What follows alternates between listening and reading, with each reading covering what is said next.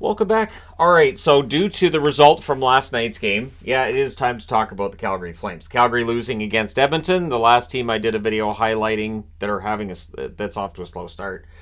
So for the Flames, it's a 2-6-1 start. This is not what was expected, and over their last 5 games, it's just gotten worse. So we'll talk about the last 5 games, but I want to talk about the previous 5 seasons. So this has been a very up and down team, and the expectation was they should bounce back this year. So 2018-2019, they had a 652 points percentage. Best team in the West, and then they got upset in the first round. I believe that was against Colorado in the first round that year. That was the playoff year that we all got the first round wrong in the NHL. With their playoff pool was like, if you want to have a redo, which I had never seen before and I haven't seen since. But yeah, so that was a bonkers playoff. So 2019-2020, they had a 564 points percentage during the regular season at the time of the pause. And then they win in the qualifying round, but in the first round of the playoffs, they lost that year as well. So first round losses both times around. I'm not going to say upset in 2020. Good series, but they lose. 2020, 2021, the Canadian division, they ended with a 491 points percentage. They missed the playoffs. It was a nightmare season for the Flames that year. The following season, 2021, 2022, 677 points percentage. So an even better number in terms of their points percentage than the 2018-2019 season. And then in the second round in the Battle of Alberta, Edmonton pushed them aside. But there was a feeling that, hey, the Battle of Alberta is important again. These two teams are both really good. They should see each other in the playoffs again. And then all of that gets derailed. 2022-2023, they finished with a 567 points percentage and missed the playoffs. So this year, going into this season, well, Brad Treliving, gone. Craig Conroy takes over. Daryl Sutter, gone. Ryan Huska takes over. So after the season was done, there were players who made it clear. If Daryl Sutter's here next season, we don't want to be back.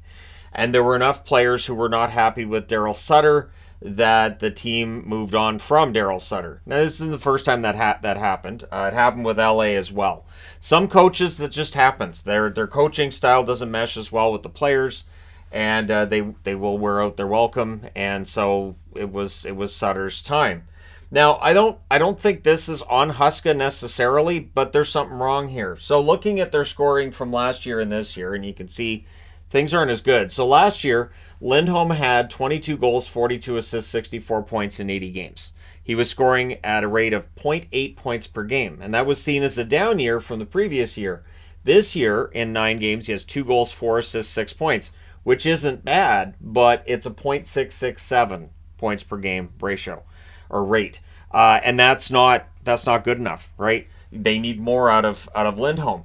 Kadri, I don't know if there's a more dramatic drop-off than Kadri's. And remember, last year was considered kind of a disappointment from him as well. So while Lindholm's on an expiring contract at $4.85 million, which is a whole other headache now if you're Craig Conroy, but Kadri, 82 games, 24 goals, 32 assists, 56 points last year for a .683 points per game rate. This year he has 2 points, 1 goal, 1 assist, and the goal he had last night. So that's .222 points per game.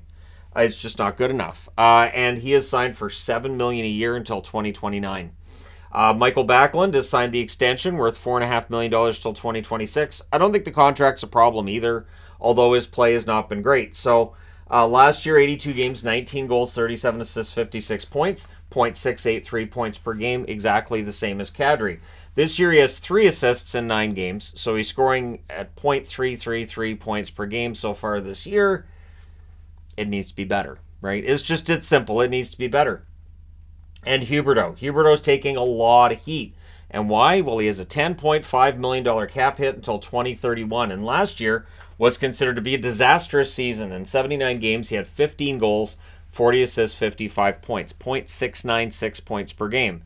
This year, remarkably worse. 9 games, 2 goals, 3 assists, 5 points. He's down to .556 points per game. So he had a point last night. Right? So going into that, he had 4 points in 8 games. Now he has 5 points in 9 games.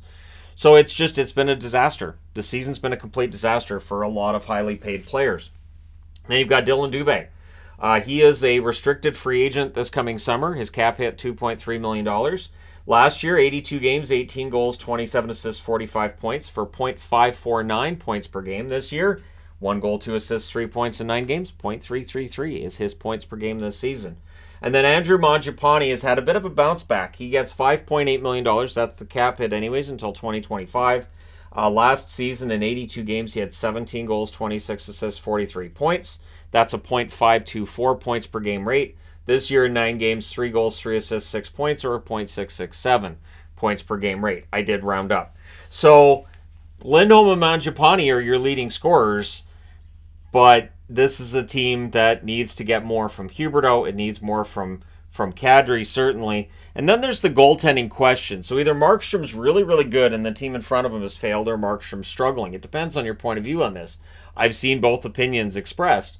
My opinion is it's probably somewhere in the middle. I don't think Markstrom's played necessarily as well as some of the commentators will hype him up to be, but he's 1-5-1, 901 save percentage. Remember last year was an 892 save percentage, so that's gotten better, but it's a $6 million cap hit till 2026.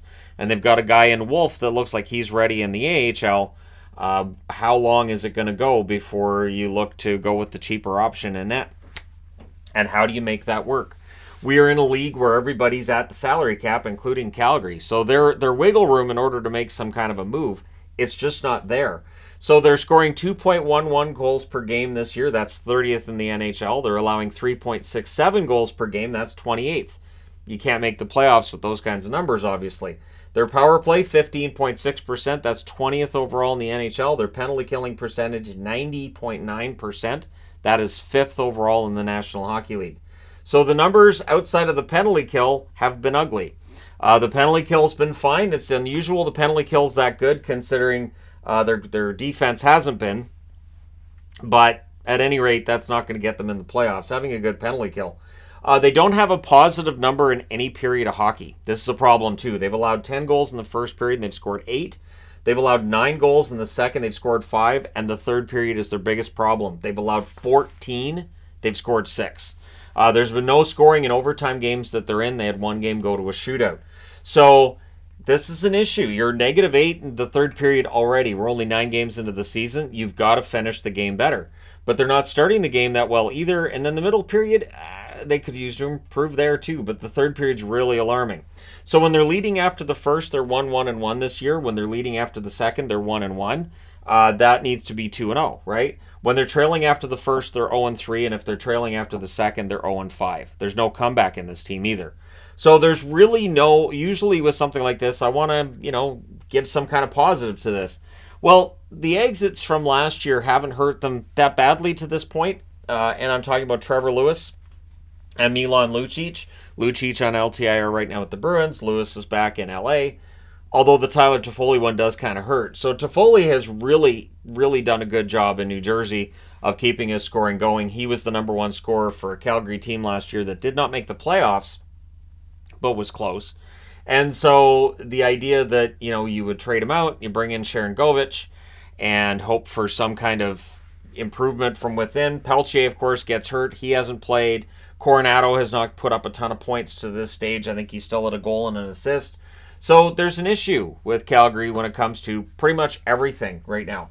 And when you look at the losing streak, so the 5 games they've lost in a row here, it starts with a loss at Columbus, 3-1. They trailed 1-0 after 2. Well, we know they don't have comebacks. And the only goals scored by Lindholm. They lose at Detroit 6-2. They trailed 2-0 after 1. The goals came from Mangiapane and Sharon Govich.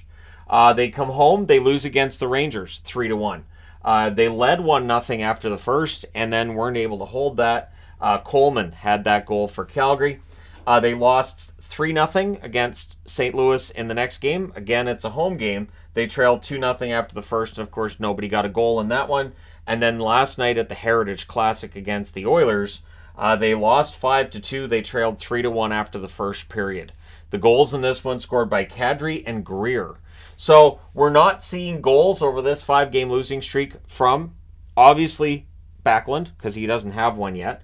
Huberdeau hasn't had a goal over this 5-game losing streak either. They're just not getting it. Now, of course, Anderson's been out with the 4-game suspension, but that's not going to keep you at 30th in goals for. That's not going to be the reason you're 30th in goals for. Can it hurt you defensively? Absolutely. But it's not the explanation for why they're just not scoring. So does their upcoming schedule make it easier? No. So they play on November 1st. That's this Wednesday. at Dallas. So Dallas is 4-1-1 to start the season. Then they don't play again until Saturday. So the good news is over the next few games, they do have a lot of days in between where they can work on things. They go to Seattle next, and that is a 2-5-2 team in Seattle. Now, all right, I do have to correct something. The game against Dallas is a home game. The game against Nashville is a home game as well. So they're home against Dallas. They go to Seattle and play the 2-5-2 Seattle Kraken. And then on the Tuesday, they come back home and they play Nashville. Nashville's 4-4. Again, you can't take any team lightly in today's National Hockey League. And then they go on the road. They have a 3-game swing to Eastern Canada. They play the 5-2-1 Toronto Maple Leafs, the 4-4 Ottawa Senators, and the surprisingly strong thus far this season 5-2-1 Montreal Canadiens. I don't know that there's a gimme game here. Like you have the game against Seattle, right? Well, they're in Seattle. Seattle's desperate for some points. That's a game where I could see fights going on, but could I see Seattle beating them? Maybe. Both teams have struggles with goals so far this year, so that could be an interesting matchup on Saturday for sure. And again, then they're at home against Nashville, who have been very up and down to start, and then they play both Ontario teams and the Quebec-based Montreal Canadiens. It's not an easy road forward. There's not a schedule coming up for Calgary that is going to help them turn it around. And when you look at some of the games they've lost so far, they've just found their way to lose games that are winnable. The issues here are you just got a new GM and a new coach. We've seen coaches have a really short shelf life before. We've seen coaches take over and it's just a disaster and they don't last. I'm not saying that happens here, but there is some historical precedence for that. I don't know how you fix this. And that's the issue with Calgary, right? So if you're Craig Conroy too, are you sitting down with Lindholm to talk about an extension with him? And I ask that because you've already signed some guys to extensions. Now you've got Lindholm and Hanifin. And that gives you roughly, $10 million in cap space if those players are traded, and I mean off of next year's money. And that's not taking into account Lindholm and Hanifin would likely both be looking at substantial raises on their next contracts. So do you pay a bunch of money to keep things together? And it's the same question Winnipeg had before it, and Winnipeg decided, yeah, we're going to keep the band together. But at some point in time as a general manager, you have to say, this doesn't work. And you have to make really, really difficult decisions. So Craig Conroy, who everybody loves, seems like a really, really nice guy, has a very, very difficult decision to make between now and July. And it's a simple one. Do you double down on this team as it's built and say, we're going to keep this core together and we believe in this core? Or are you going to say, you know what, this doesn't work and you're going to start over? There's always that fear in a Canadian market that fans won't have the patience for a rebuild. I really wish a Canadian GM would at least really, really, really, really give it a college try without being forced into it, as Ottawa was years ago. So we'll see what happens. Let me know your thoughts. Do you think Calgary can bounce back from this? Or do you think, no, we're 9 games into the season. This team's fundamentally broken, and that's it? Or do you think that we're going to see one of these forwards who's off to a slow start have a bounce back? And I know Mangiapane's not off to a slow start, but I'm just mentioning with the others, do you think Huberdeau turns it around? And that Huberdeau contract, man, if that keeps aging like this, that's the gift that Tree Living's left this team that I don't know how you get out from underneath that. Anyways, let me know your thoughts in the comment section below. As always, don't forget to hit like and subscribe if you're browsing your way through. You just happened upon this video. Thank you guys so much for watching, for all your support. I will talk to you again soon.